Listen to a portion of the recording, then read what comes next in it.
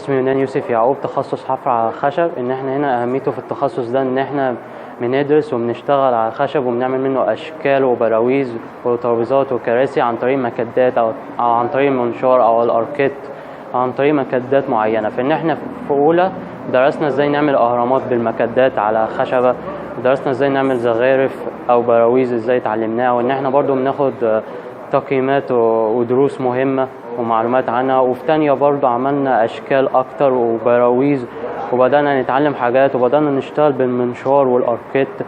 في سنة تالتة برضو درسنا اكتر وعملنا البراويز والمراية وبيضنا واشتغلنا على الفارة والاركيت اكتر.